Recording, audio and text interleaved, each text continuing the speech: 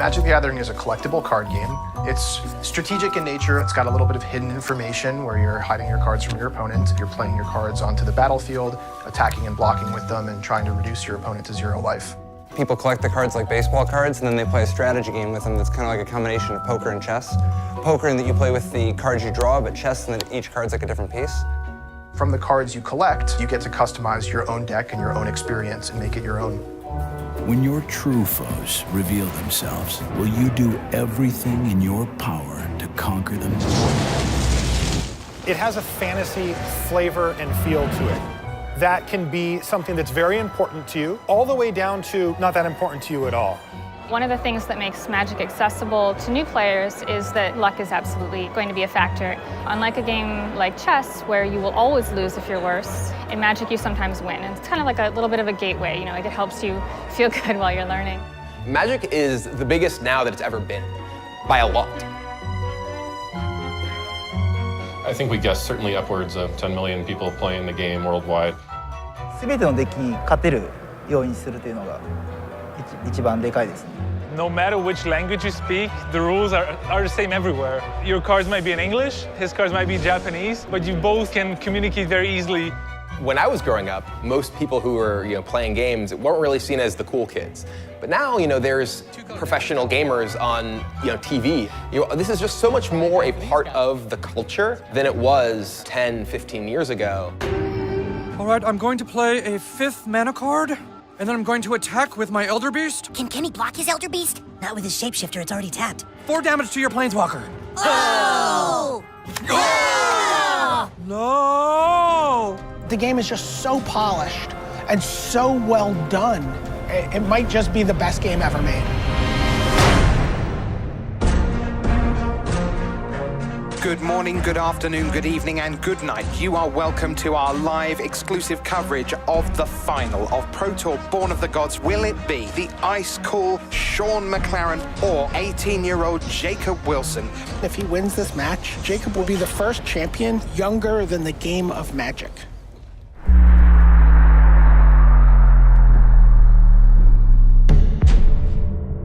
Jacob hasn't attacked even once. Jacob really needs to not play this Harmonic Sliver here.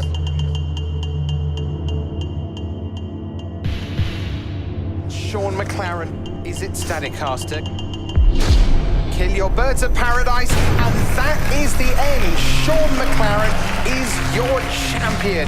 He is king of the hill. Jacob, congratulations.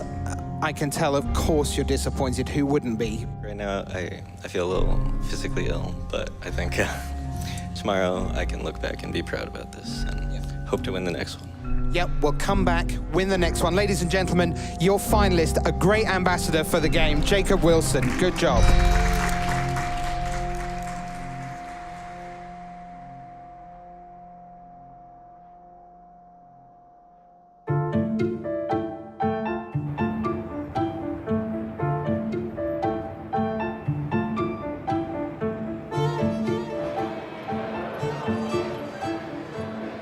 The Magic Pro Tour is pretty much the highest competitive stage for Magic. There's 4 major events a year, the Pro Tours, that each have a $250,000 prize pool with $40,000 to the winner. You can only attend the Pro Tours if you're invited.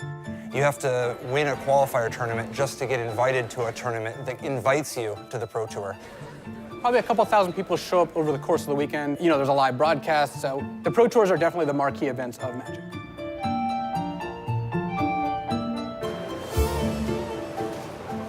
This is an important tournament for Jacob in a big way. He had a bitter loss in his first Pro Tour. I remember looking at him after that happened. For somebody who doesn't show that much emotion on a regular basis, he was destroyed by that. Second place is the most painful position to finish. Sometimes people joke about second place being tied for dead last. I think that might have been the first time we saw Jacob, he has this kind of flat exterior when he's playing Magic, and it was kind of shocking to see him being kind of almost crushed to lose in the finals. It's like being dropped off a cliff. Right when I lost, I was kind of in disbelief.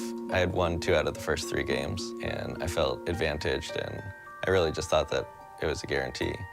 Immediately after, I was pretty devastated and definitely bitter. I'm Jacob Wilson, and I'm a professional Magic player.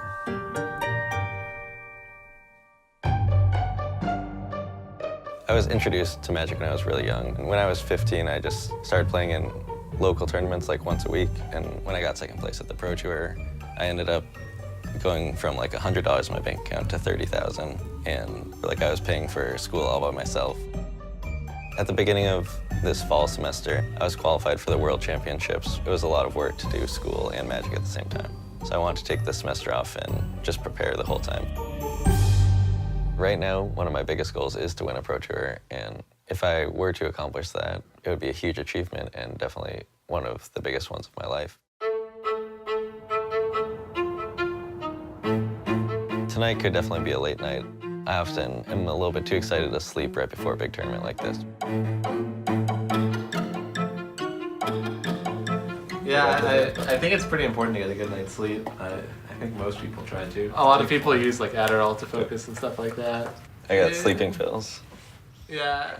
I like to wake up long before the tournament, so pretty soon I'll be taking a sleeping pill and then listen to some music and go to sleep.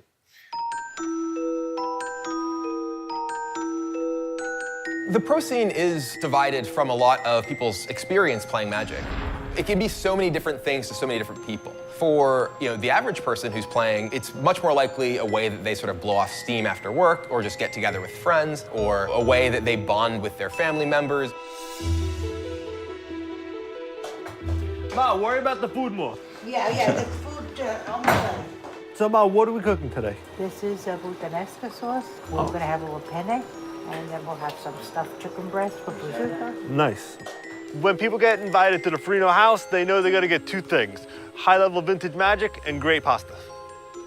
Over there is our collection, cards that we use to play Magic. Yeah, those cards there comprise a lot of hours of work, a lot of hours of fun, a lot of hours of family and friend recreation, so that's really what it is. Certain cards, you even remember where you were when you opened them, like the Classe Sardia.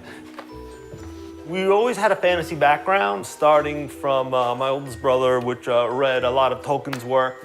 We all read the Chronicles of Narnia, and then eventually I stumbled upon Magic. It was actually in the back of chemistry class. So I'm a jock Italian nerd. It's part of what makes me me. There's a lot of the old stuff right here. Savannah lines and jade statues, I mean, things like this. Yeah, Completely well, specifically why this Savannah lion is kept in plastic is that it actually single-handedly won Ralph's Beta Black Lotus. That card effectively won this card. Won this one. Beta Black Lotus. They're very valuable. Talk about 1993, when we were opening up packs, you're paying $3 per pack. Now, if you turn around to sell it, it could effectively be the down payment on a house. I mean, it's just absurd what has happened to the game.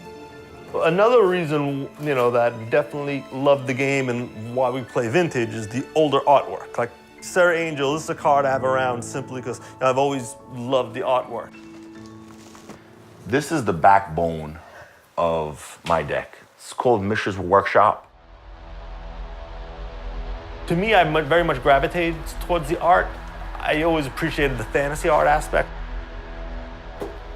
There were some early pieces of art which had some symbolism, which I think provoked people to bring out the bad aspects of fantasy. There were two cards in particular, Demonic Tutor and Unholy Strength, which had pentagrams on them.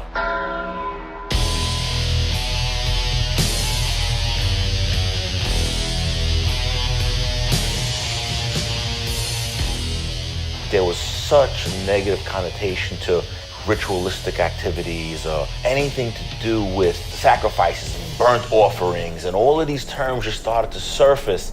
Magic, the Gathering. So let's see where they're coming from. How many see a pentagram? If you look, there it is. Perception of parents, well, I don't want my kids playing this because I don't like the imagery. Here's one of the cards. It's a dead, rotting, decaying thing that's been in the ground. And remember, it said that it's an occult game. One of the dangers of this thing is that it's played with the mind. How many know that the mind is a very fragile thing? Teenage kids, their parents still had influence on what they could play. Now it's different. They quickly retracted those printings, and that really quelled a lot of the fires of the whole satanic imagery. that negative paradigm that followed Magic in its beginning years are now over. And I think you're starting to see now the growth of it is changing. I look at fantasy as one of my little escapes. For those couple hours that I'm playing, it allows me to just, I'll come back to my problems when I'm finished.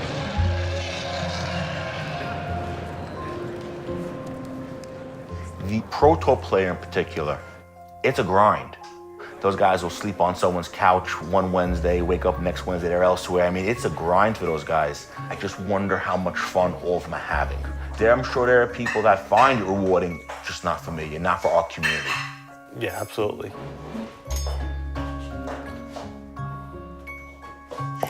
We always made it communal. We've always believed in that aspect of it. Maybe that's why we gravitate to Vintage so well. We treat everyone fairly. We try not to make people feel uncomfortable. If they're new, we kind of welcome them because no one's bigger than the game, right? The game has to be about community. I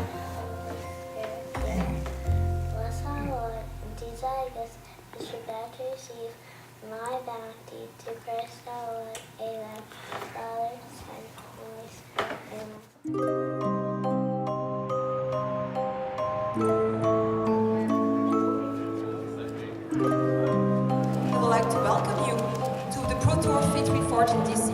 Congratulations for qualifying and have a very, very good weekend. Thank you. Keep your head straight in front of you. If you're looking to the side, we may misinterpret where you're looking, so please keep your head straight ahead of you.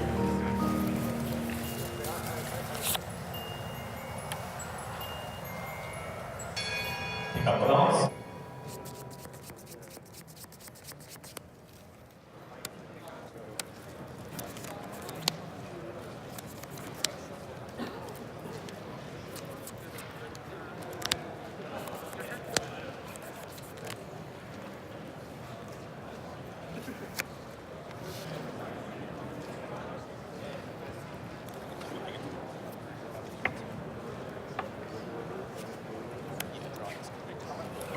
I won the first round, which is great. It's always good to get off to a good start. My opponent forgot something that would have benefited him. Like, if you forget what your card does, it's not my responsibility to remind him. I'm normally pretty quiet with my opponent. During the game, I don't really like to chit-chat. He can be sometimes quiet. He's a relatively quiet guy. I haven't really gotten to know him super well. Jacob Wilson attacking for lethal, using Path to Exile. Just saw a handshake. He's always very even, very calm, and always finds the right play. Oh, he finally slogged through! How do you beat that? So Jacob Wilson moves on. It's the end of the day, and I finished 7-1, which is pretty great. It's the best record I've ever had at a Pro Tour. I can't really ask for much more.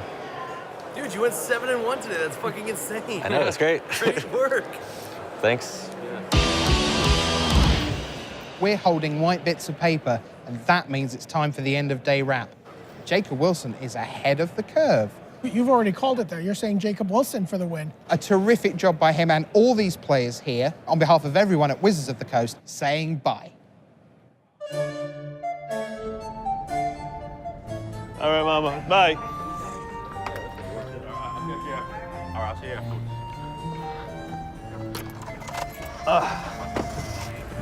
Sorry, this car's disgusting, man. Yeah, listen, what isn't disgusting right now? It just, I wish I could do something about it.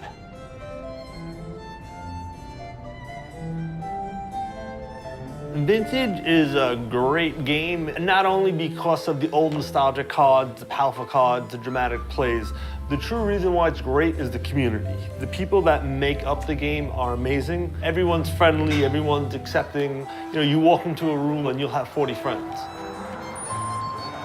Hey, gents. Fellas, what's going on? Hey, how you doing? Hey, Arnold, how you doing? I am absolutely not in charge of this ball. Just happening. Glad you can make it. Okay, what's the word here, gentlemen?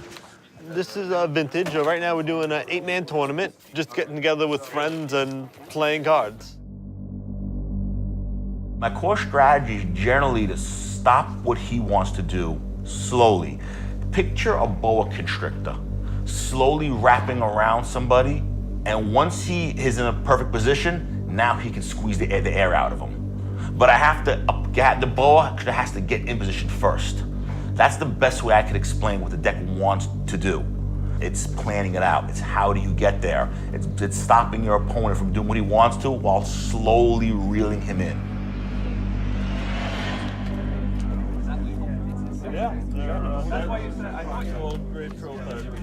What I would really say about Vintage is, it really is how the game was intended to be played. And Vintage is the purest form of the game. It plays with all the cards from originally printed up until the ones which are being hot off the presses. Wizards of the Coast is actually the creator of this game. They kind of, I guess, believed there were errors in the original cards that were made, and they kind of wanted to put them away in a small place where they could be forgotten about. They definitely left us out in the cold a little bit. And that's why in the Vintage community we had to self-regulate, and why people look at us as the Wild Wild West, because we've had, a little bit of the cold shoulder from the parent company. My opponent right now is Greg Fenton. He's very well known in the Vintage community. We put out some really good players from here. I got into looking at misprints of cards. They probably should have been caught and destroyed by quality control, but didn't.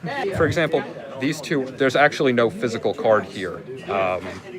This has too much blue, this has too much black ink. There are miscut cards that come in packs. My friend just found these. We really didn't have a story on it, and I thought they were incredible. I thought I would get them framed at first, but then every time an opportunity came along to get another misprint, I definitely wanted to. Anything else in there that's worth seeing? Yes, but I realized I actually can't show something in here, which I'll show Why you is guys that? privately. Yeah, Why I is just realized that, and that's why I'm stopping now. What's wrong with it? I'll explain after. I actually can't divulge this on camera. Today it looks like he has this one.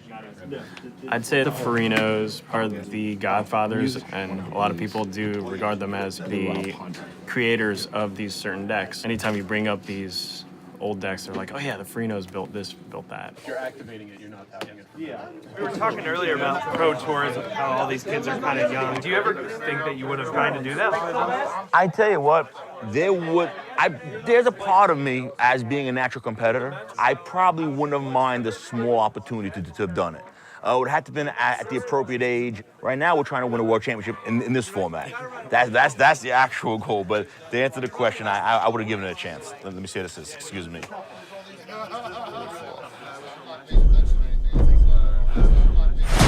Welcome to day 2 of Pro Tour Fate Reforged, coming to you live. Now, when you get to the late stages of a tournament like this, there's a lot on the line. Jacob Wilson has been utterly dominant this weekend, but he just suffered a brutal loss at the hands of Eric Froelich. And if he doesn't make the top 8, that last play is going to come back to haunt him. I was so greedy and so dumb.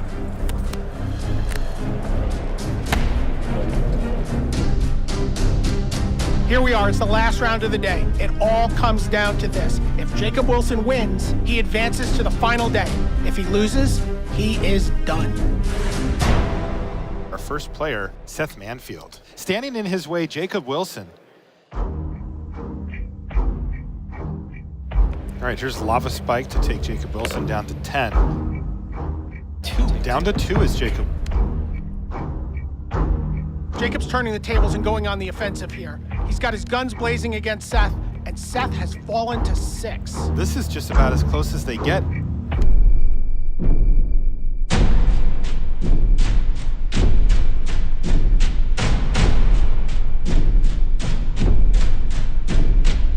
That's game. Siege Rhino. That's gonna do it. Jacob Wilson has won. He had a single copy of that card in his deck, and it showed up at just the right time.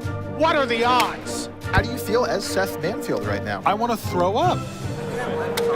I'm very blessed.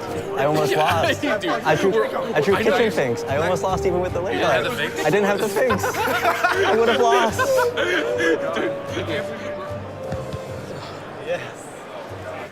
So Jacob was about to die to a lethal barrage of burn spells, and then drew his single copy of the white ley line to protect himself, and his opponent had one chance to draw something, didn't, and pulled out the win. From Canada, Jacob Wilson.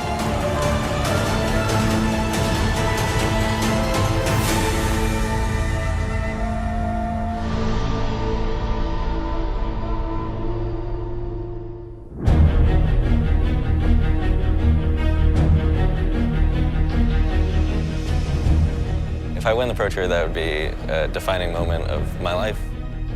Magic is the thing I've put the most effort into, and winning the Pro Tour is the biggest accomplishment you can have in Magic.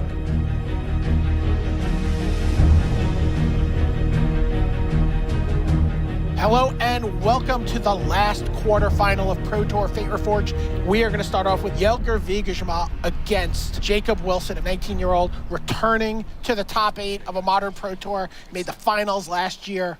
Let's get right down to the floor and see who is going to win between Jelger Wiegersma and Jacob Wilson.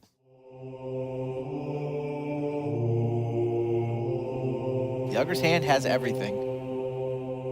Jacob is in game 3 and a 2 out of 3 against Jelger Wiegersma, who is a Dutch Hall of Fame Magic player, so not an easy opponent. Game 1, Jelger had an instant win combo that involved making an infinite number of fairies that all attack at once for infinite damage. And then in Game 2, Jacob was able to survive despite the fact that Jelger rained an anger of the gods that destroyed all of Jacob's creatures. But then Jacob summoned an elephant soldier called Loxodon Smiter that finished the job and killed Jelger in Game 2. So now we're on to Game 3. Jacob's got a very good start, but Jelger's deck is capable of winning in an eye blink, so the suspense is pretty good. Voice of Resurgence, he's running through what could he have. Jacob does not have a lot of outs here. Things are not looking good for him. I'm gonna put this Splinter Twin on this Pestermite. Do you have a response? Shows the path to exile to Jelger, who now will show him the Dispel, and that should be the game. There's the hand. Jelger Wiegersma advances to the semifinals over Jacob Wilson.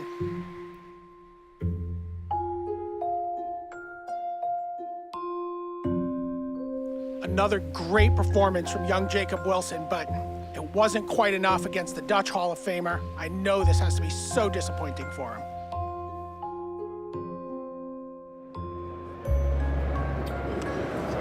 It's okay.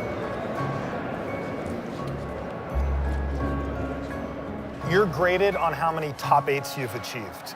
I think that ultimately Jacob is going to embrace that fact, and as he starts stacking up more and more top 8s, you're going to see him accept the fact that there is something to be gained from making the top 8, even if it isn't winning the tournament. And for such a young person, he's already off to a great start. There definitely is a balance of skill and luck in Magic. Anybody can win. The better player is often going to win, but that's one of the main appeals, I think. Having a variety of experiences be possible because of the element of chance is a huge part of just games being fun. Magic's ever-changing. The cards are continuing to be good. The sets they produce continue to be excellent. And if that stopped, then Magic would take a step back. But if you're going to keep making great cards and making the game interesting, then the game's going to continue to really excel. Magic is 20 years old. Magic is old enough that there are people who played the game when they were younger who are sharing it with their younger generation. Good game. GG. GG. Okay, you want to play another round? Yeah, let's go. Gentlemen. All right. Wow, fellas. Good night, guys. We've been playing this for 20 years now. It's such really a part of us that I'm expecting to be at Vintage Worlds 20 years from now. And I'm expecting to be the old man. And when someone looks at me and he's 18, 20 years old and he says, oh, I got this old guy, he doesn't know what he's doing. He's in for a shock. He's in for a surprise. I know that I've been playing this for 40 years. As long as I have the faculties to play it, I will play.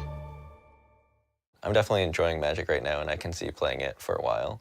If this year does go poorly and I don't make Platinum, I'd also be happy to go back to school and try to put more of my effort into that. Season 1, Invitational in Richmond. I'm here with our champion, Jacob Wilson. Congratulations, man. Thank you very much. The handshake comes a little bit of hardware. You're no stranger to this. Yeah, I'll put these with my other ones.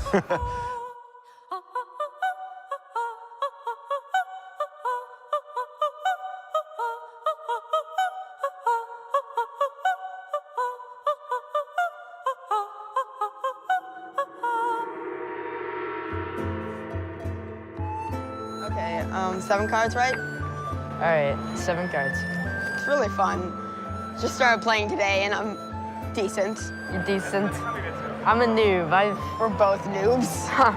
But we're okay. We're teaching each other, kind of. We're learning. You kidding me right now? I just need land. One land and I can destroy you. You got nothing, you scrub. I didn't know anything about Magic until today, except for that it was a card game. And now I'm already obsessed with it.